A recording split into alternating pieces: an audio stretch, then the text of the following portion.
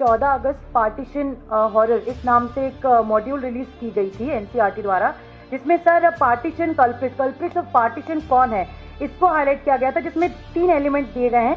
पहला सर बताया गया है कि किस तरह से Jinnah demanded about partition, Congress accepted it and Mountbatten implemented it, ये मेंशन है।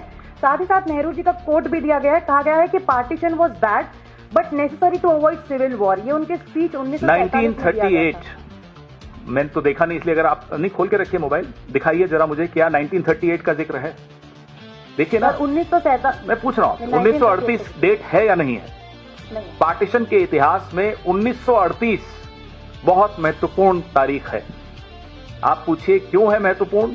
तो गुजरात में साबरमती के किनारे हिंदू महासभा का राष्ट्रीय अधिवेशन हुआ था, जिसमें यह स्पष्ट तौर पे कहा गया था कि हिंदू और मुसलमान एक देश में नहीं रह सकते। 1938। आइए आगे 1940, क्या यह है मॉड्यूल में? 1940 में इसी जुगलबंदी को आगे बढ़ाते हुए लाहौर अधिवेशन में, मुस्लिम लीग के लाहौर अधिवेशन में जिन्ना ने यही बात दोहराई थी।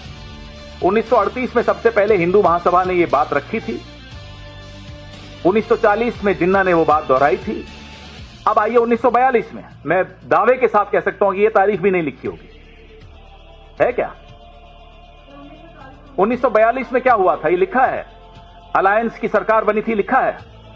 हिंदू महासभा और मुस्लिम लीग की सरकार बनी थी। जब भारत छोड़ो आंदोलन का आह्वान हुआ, कांग्रेस ने तमाम प्रोविंशियल असेंबलीज से इस्तीफा दिया सड़क पर उतरने के लिए।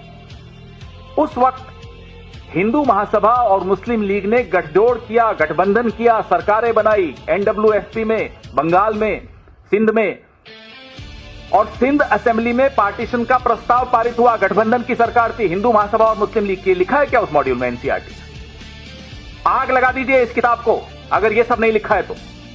यह है हकीकत, यह हिंदू महासभा और मुस्लिम लीग की जुगलबंदी से पार्टीशन हुआ है।